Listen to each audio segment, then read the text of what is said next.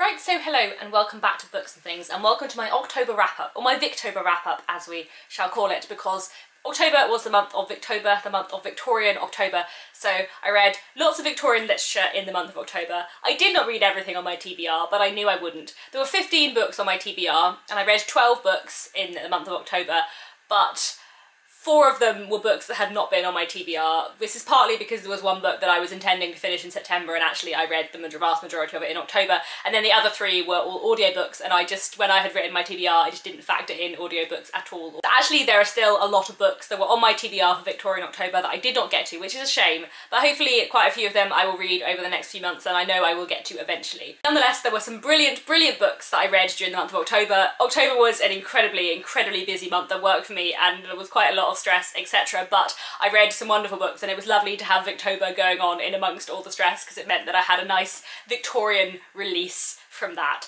So yes, let's talk about the glorious books that I read in the month of October.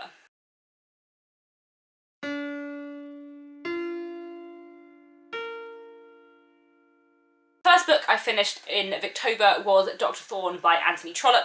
This is the 3rd book in the Barchester Chronicles, the first 2 being the Warden and Barchester Towers. Dr Thorn is about a man called Dr Thorn and his niece Mary Thorn, who he looks after, and it basically follows the love story of Mary Thorn and that family's relationship with a nearby other family, the Greshams. Now, the Greshams are a very sort of high-born family, though their fortunes have been steadily declining. They have aristocratic relatives, but they're not actually that rich, and so their great desire is for their son, Frank Gresham, to marry someone of wealth. Frank, however, is a bit more keen on Mary Thorn. Now, Mary Thorn does not have much money, and her birth is of dubious origin, shall we say, so that is where sort of the main drama of Dr Thorn comes to. The book is a lot about Mary Thorn's relationship with Frank, but it's also about her relationship with her uncle and the way that her uncle kind of deals with this conflict between the families. Now, there are a lot of things about Dr Thorn that I did love. As always, I think Anthony Trollope's writing is really nice, really enjoyable, and I think he draws characters so well. I also really enjoyed the social and cultural themes that were in there, especially to do with Mary's birth and what that might mean, and the various ideas brought up in this book about kind of birth versus money in terms of class. There's one character who was born working class but has become an aristocrat through being knighted, and he has an awful lot of money, but the way that people who are born high but have less money than him treat him is quite interesting, and that kind of dynamic is very fascinating and something in Victorian history that I'm really interested in, so I really liked all of that. I think the thing that I didn't like as much about Dr Thorn was just that I found the love story quite conventional, and I found the ending a bit irritating. Like, there are a lot of people that seem to be forgiven that I didn't feel should be forgiven. One of the things I really love about Anthony Trollope is that I feel his novels tend to be really different from a lot of other Victorian literature. Like, the reason why I think Barchester Towers or The Way We Live Now or He Knew He Was Right are so brilliant is because they all deal with a lot of themes that aren't often dealt with, or they're just really different. They have unconventional plots, or they have unconventional central heroines or heroes, and there's something really different about them. And the thing I always love about Anthony Trollope is that his novels are not conventionally Victorian, and they don't follow all the tropes of other Victorian novels. Dr Thorn, for me, I really enjoyed it, but it just felt a bit more conventional and less original and different, and I get that Anthony Trollope is trying to make Dr Thorn the hero rather than the young people, but actually for me it felt like it was a book about Mary Thorn and Frank Gresham. I was enjoying it all the time I was reading it, but when I finished it I felt a little bit disappointed because it didn't quite live up to the rest of Trollope for me, because it was just a bit less exciting, less original, a bit more flat. I still liked it, I still enjoyed it, but it wasn't quite as good as Barchester Towers. No, it wasn't as good. But anyway, this is going to be a long video, isn't it? I'm sorry. The next thing I read in Victorian October was this, which is one of the Penguin Little Black Classics, and this is It Was Snowing Butterflies by Charles Darwin. I didn't especially love this. It's a selection of Charles Darwin's writing from his journey on the Beagle, and I just didn't find it especially engaging or particularly interesting. One thing I have realised is that I'm really interested, like fascinated by the effect that Darwin's writing had on cultural and social ideas in the Victorian period, but I'm not actually that interested in like Darwin's ideas. I'm not as interested in Darwin's writing and his observations on biology and evolution as I am in the effect they had on the way that Victorians thought about the world. So this was quite good, and I think it would be interesting to you if you are interested in biology and the thoughts about biology and nature, etc. in the 19th century, but I'm more interested in the effects that Darwin's thoughts had, so that wasn't as interesting to me. But anyway. Next I read a play, and that was Mrs. Warren's Profession by George Bernard Shaw. Mrs. Warren's Profession is from the 1890s, I believe. It basically deals with the relationship between a young woman and her mother. Vivi has been basically brought up as a middle-class young woman and been educated a lot. She begins to discover as she gets older that the way her mother made her money might not actually be that respectable. It's a really, really interesting play, and I really enjoyed it. The dialogue is just lovely and perfect to read, and there's something about the play that feels very modern and I find really interesting. Like, often when we think of the Victorian period, we think of the Victorian period as a chunk of Victorianness, whereas actually like so much changed over the Victorian period. And when you read something like Mrs. Warren's Profession, which was written in 1893, or when you read something like New Grub Street, which I'll talk about later, you see how different the late Victorian period is to the early Victorian period. And I really liked the character Vivi. I thought she was really interesting, and the way she's basically a career woman, and the way that is dealt with and her kind of aims for her life is really, really interesting and something I really loved. I also think the kind of discussion of respectability or morality and what Mrs. Warren's profession might mean for her daughter and what it means in terms of Victorian society's like judgment on her was just really, really interesting. So that was one I really enjoyed, and I'm definitely going to try and read more by George Bernard Shaw in the future. Now, next I read The Half Sisters by Geraldine Dewsbury, which I absolutely loved. Me and Kate Howe, Buddy, read this together, and both of us absolutely loved it. We both fell in love with this book so much. It is incredible. I don't understand why it's out of print. Like, this is a special like edition. This company do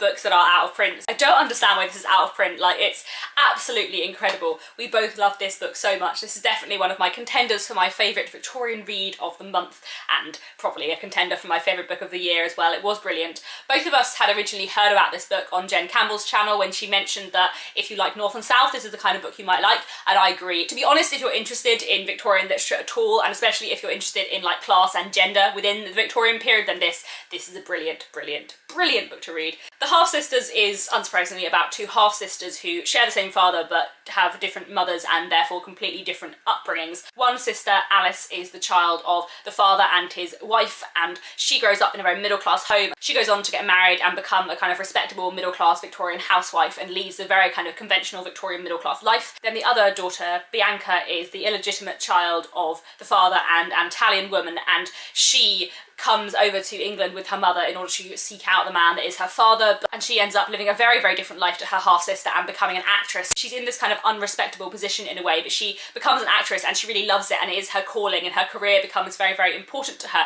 And it's just such a wonderful, wonderful book for looking at like so many things in Victorian society. Like, the way this deals with respectability was just wonderful, and I know I talk about respectability a lot. It's like my pet favourite theme. Like, the things I find most fascinating in Victorian literature is like gender and class, yes, but the idea of respectability is just fascinating because it's just something we don't really have. We don't really have an equivalent nowadays, and I just think it's fascinating. Anyway, so the way that this book deals with respectability is wonderful because we have this middle class housewife sister, Alice, who is like the epitome of respectability, and then we have this actress, Bianca, and basically within Victorian society, being an actress is basically considered as pretty near to being a prostitute. Like, it's really, really looked down on.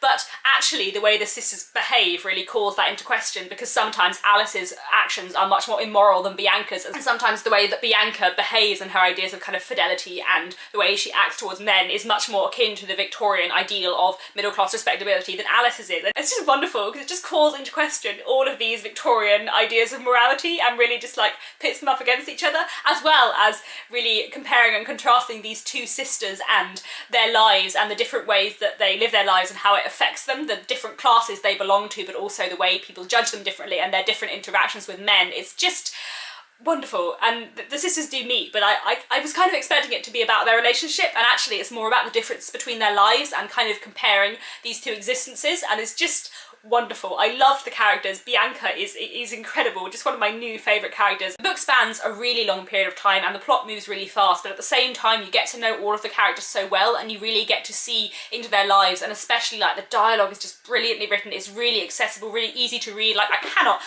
understand why this is out of print. It's incredible. It's so good. Oh, it's so good.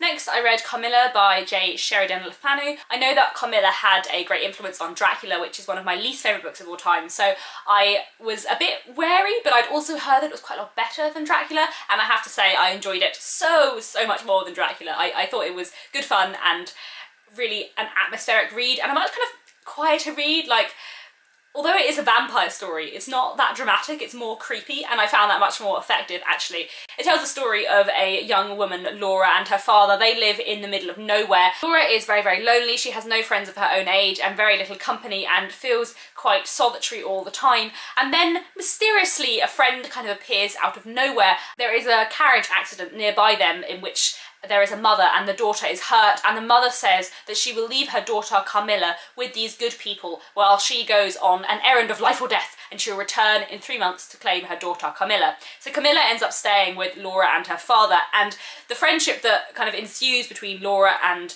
Camilla, and then the weird, slightly mysterious events that run on from there are just brilliant. I found it really, really interesting, and especially the relationship, the friendship, or more even it seems, between Laura and Camilla is really, really interesting. Like, I've never read a Victorian novel that has quite such overt sexualization between two women, and I thought the way like the vampirism and the supernatural, the gothic slipped into it was very cleverly done. It wasn't over dramatic, it was all quite subtle and in a way psychological, and I really enjoyed that. For me, the focus wasn't the vampires, it wasn't that supernatural element. For me, the focus was the relationship between Laura and Camilla, and this strange relationship that was part friendship but part kind of romance, but also the fact that Laura felt kind of both deeply attracted to Camilla but also repulsed by her. I thought that was really effectively and nicely done. So yeah, it was a really enjoyable book, and definitely I would recommend that over Dracula. Next, I read New Grub Street by George Gissing, which I adored. This is another contender for my favourite book of the month, and I'm sure will be in my top whatever of the year. Now, the only other George Gissing I've read before was The Netherworld, which I completely adored. I think I probably prefer The Netherworld to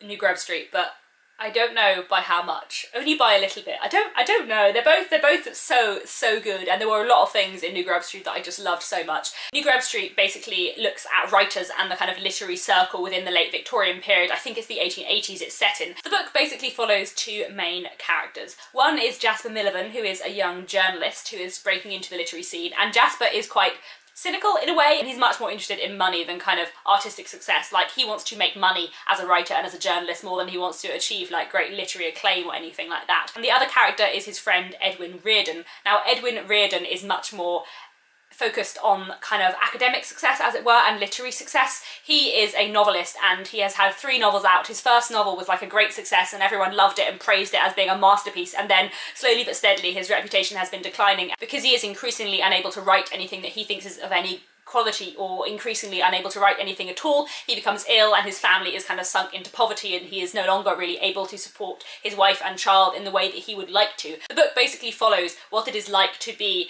a writer, or and often a struggling writer, within the late 19th century. And what I really liked about New Grub Street is that it looks at these people who are basically on like a thin line, on a cusp between different classes, because these characters that it deals with are not rich. Most of these people are quite poor, but they're all very, very educated and very literary, so their education kind of puts them in a class above what their economic status puts them in. I also think the kind of that dynamic, that contrast between wanting literary sort of academic success and wanting economic success is really, really well drawn and really fascinating, and the way that he explores the difference between Edwin and Jasper, which is for me what the book is really about, was really, really interestingly done. And it's heartbreaking in so many ways. Like, it's very depressing. If you want a cheerful read, do not pick up George Gissing. Like, if you think Hardy is depressing, try Gissing, but it's so brilliant, it's so amazing, it's incredible, it's so well written, and the characters are so real. And what I find, I think, the most heartbreaking about Gissing is that it's really depressing, but you believe it. You believe everything. Like, sometimes in Hardy, a lot of people die in ways that feels unrealistic and it doesn't feel like real life. Whereas Gissing, for all the misery of it, for all the heart-wrenchingness of it, it feels so real. The characters are so well drawn, the situations so immaculately and perfectly rendered that you believe all of it, and that makes it even worse. Like, it's so sad. But I think it's done perfectly, and I would really highly recommend George Gissing, because I don't think he has enough recognition. The Netherworld is brilliant, and New Grub Street is brilliant. The way that it deals with writing and literature, and the way in which literature is viewed in the 19th century is really, really interesting as well. I'm really interested in kind of the history of reading and how reading changed over time, and there's a really interesting argument to be made about the way that reading changed over the 19th century. A lot of authors and critics were commenting on the fact that industrialization kind of made everything into an industry. You know, there's a lot of writers in the Victorian period talking about, as the whole of Britain becomes industrialised, and as there are many more factories, everything becomes industrialised because everything becomes about making money by what you produce. So even art is suddenly becoming an industry, and writing is an industry. And it's why people like Jasper, who are focused on making money and providing the public with what they want, is why Jasper is the kind of person who will succeed more than Edwin, who is focused on like artistic quality. And it's just fascinating if you're interested in like how reading and history, how the history of literature has developed really, and the history of kind of popular culture. It's just fascinating. So yes, I would highly recommend New Grub Street. It's a wonderful book, and yeah, so good and so sad. It's not a happy book, but yeah, it's very good. Anyway. Next, I read The Island of Dr Moreau by H.G. Wells, which I really enjoyed. This is possibly my favourite H.G. Wells so far. Certainly my favourite of his science fiction things. I'm not sure I like it quite as much as I like Kip's, but of his science fiction stuff, this is really good and something I really enjoyed. This book follows Edward Pendrick, who is the sole survivor of a shipwreck. Through a weird series of coincidences, Pendrick ends up stranded on this odd island with a man called Montgomery and a man called Dr Moreau, and he begins to realise that things on this island are not quite as they seem. There are a lot of weird creatures here that seem halfway between animals and people, and he can't quite work out what they really are. And he begins to realise that Dr Moreau and Montgomery are running lots of weird science experiments here. I mentioned earlier that I'm really interested in how Darwinism affects Victorian thought, and I think this book is one of those that really explores the way that Darwinism does affect how Victorian people think about things, and it's one that really explores kind of Darwinism and takes it into a kind of different environment. Basically, the thing about Darwinism and the Victorians is that if you accept that humans evolved from animals, the line between human and animal therefore becomes much more thin and much more kind of indistinguishable, much more blurred, and it calls into question what it means to be human and what it means to be animal, and that is something that this book really explores a lot. The thin line between human and animal, and what it might mean to be both, this kind of idea both of evolution but also of devolution, and the fact that if humans have evolved from animals, surely they could descend back into being animals quite easily. It's a really brilliant book in that respect, and that was an aspect of it I found really fascinating. One thing I have to say, which I do find with all of H.G. Wells' science fiction, is that I always feel like his protagonists don't have any personality outside of the situation they are in. And sometimes that bothers me. I found it annoying in The War of the Worlds because I felt like that was a situation in which his personality should come into it more. In this, because he's on a stranded, deserted island, I felt like it was less of an issue. Because I found the kind of plot and the themes so engaging, it didn't bother me as much that Pendrick doesn't have much personality, but it is kind of, for me, it's a flaw with H.G. Wells' science fiction. Like, I don't think it's necessarily a problem if that's not necessarily what you're looking for, and I don't think that's the point. Like, I don't think that's what H.G. Wells is trying to talk about. I don't think these are books about the characters. I think they're books about the situations, unlike Kip's, which is not science fiction and is completely about the character. But it means for me that they're never going to be like my absolute favourites, but I did still really enjoy this, and I think it's a really interesting book. Next, I read Modern Love by George Meredith. This is a series of sonnets which is about the breakdown of a marriage, basically. I loved George Meredith's The Egoist a lot. It was absolutely brilliant and incredible. This was a novel I read back in January, and it is amazing, and I definitely wanted to read some more by him. I'm definitely going to be reading more of his novels in the future, but I don't think I'll be reading that much more of his poetry. Like, I enjoyed this. Some of the sonnets are brilliant. There's a great sonnet which I really liked about the protagonist and his wife when they're entertaining friends for dinner, and the fact that both of them are just completely pretending that they're in love with each other because they're in company, but actually they both are completely out of love with each other, and that kind of pretense is explored really interestingly. However, overall, I didn't get that much out of it. There's something about George Meredith's writing which is a little bit impenetrable, and I've mentioned that The Egoist is not like the most accessible novel, and it's not a good place to start with Victorian literature, though it is brilliant. But I found that much more in here because I do in general find poetry a bit harder to get into, so having that kind of added difficulty just made it that I didn't get that much out of this. Like, I think some of the sonnets were really good, but in general I found it a bit hard to follow and it wasn't the best thing of the month. But I'm definitely going to be reading more of his novels in the future anyway. Next, I finally finished listening on audiobook To David Copperfield by Charles Dickens. I've read this before, but not for many years, and rereading it / listening to it was just a wonderful experience. My love for this book has increased so much, and I love it a great deal. I'm not going to talk about it that much here because I've already made a whole video on this. I kind of updated What the Dickens from when I made all my What the Dickens videos back in February because my opinions of this have now changed quite a lot. That video doesn't have any spoilers in, so I will link it down below, and feel free to go and watch, and for a kind of introduction to David Copperfield. It's incredible, it's hilarious, it has that perfect balance of Dickens between the kind of humour and the emotional depth. It's just thoroughly engaging to read. The way it is written is beautiful, and the way that it goes through such a long period of David's life, and the way that it explores so many different elements of Victorian life, and also so many different classes, because David moves quite a few different classes within his life, and the fact that the characters are so amazing. Peggotty and Betsy Trotwood, and then Tommy Traddles, who is my new favourite Dickensian character, possibly. No, he doesn't beat Jenny Wren, but he's nearly there. He is incredible. He is the real hero of David Copperfield for me. But anyway, I will not ramble on about David Copperfield here, because I rambled on about it for like 25 minutes in my other video, which I will link down below for your enjoyment / boredom, whichever. Moving on. And next, definitely another contender for my favourite book of the month was The Woodlanders by Thomas Hardy. As you may know, I've been reading through all of Hardy with Alicia from Ex Libris and from Beyond the Pages and Yamini from The Sceptical Reader, and they had all read The Woodlanders before I joined them, and it was, I know it's been a lot of their favourite Hardy. So I was really looking forward to this, and me and Kate Howard buddy read it, and both of us had high expectations and were not, I think, disappointed. It's brilliant.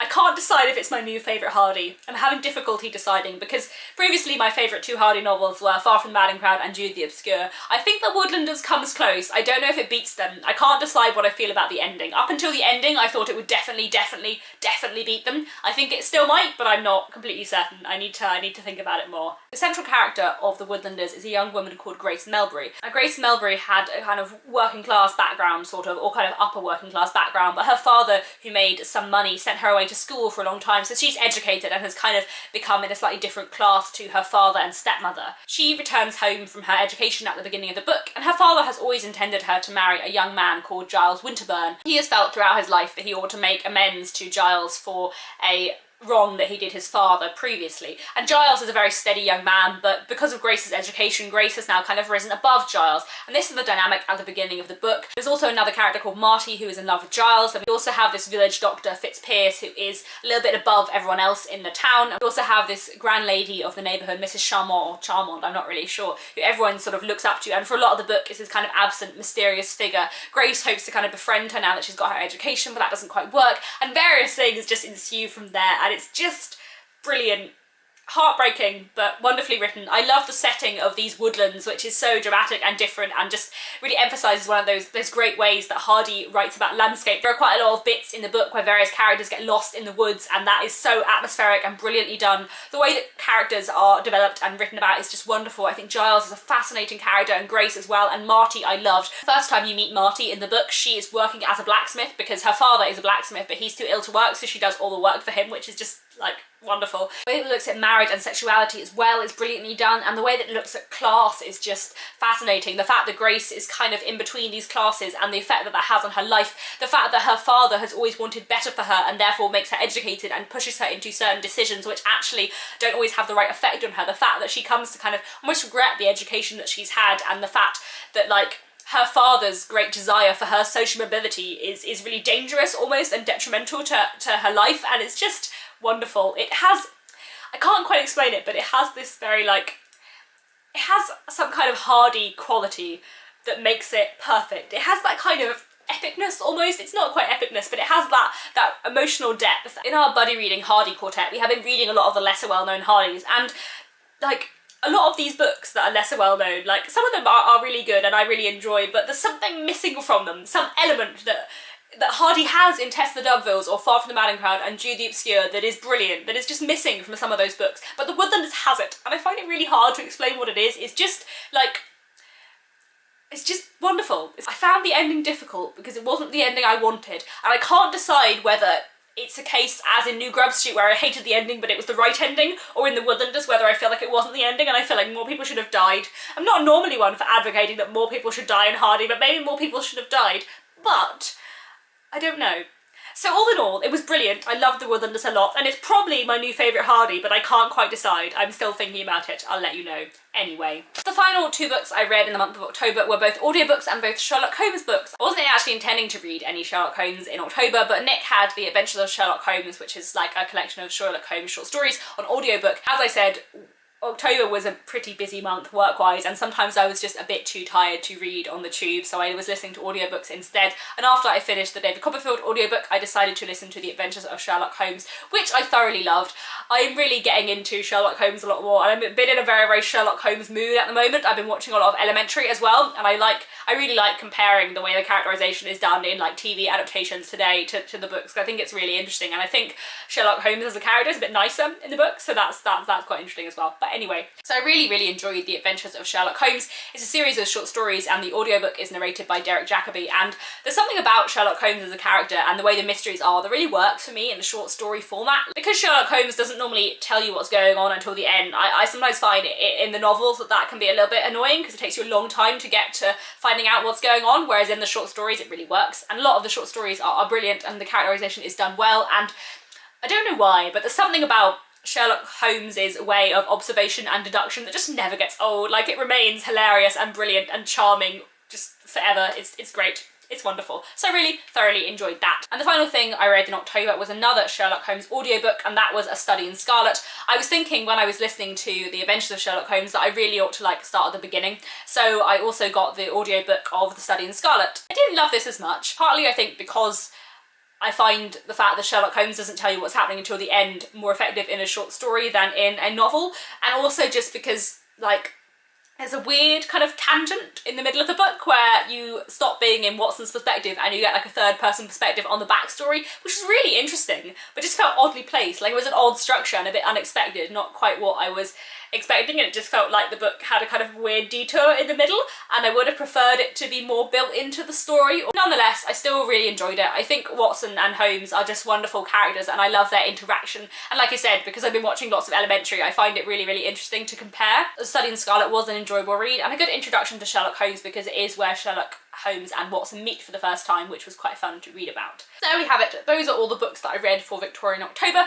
Not everything that was on my TBR and lots of random extra things, but hopefully I will still get to all of the books that I didn't manage to read at some point in the future. Regardless, I had a really enjoyable Victorian October. Thank you for everyone who took part and for everyone who was commenting and enjoying all of the Victorian videos that I was making. I had such fun making Victorian videos this month. I'm sure there will be many more. I'm hoping that I will actually put into practice my hypothetical Victorian literature course, and I'm sure there will be more Victorian videos happening in the future because I've really loved making all of the videos I made this month. It's been so much fun. So yes, like I said, it's been a rough month work-wise, so having Victober was wonderful and was a real joy. It's been fun, guys, and I'm gonna do Victorian October next year. I've yet to inform the other co-hosts of this, but I hope they will join in, and I hope we will do it next year and many years in the future because it was glorious and I love Victorian literature a lot. I'm sure you've noticed that by now, but yeah, a lot.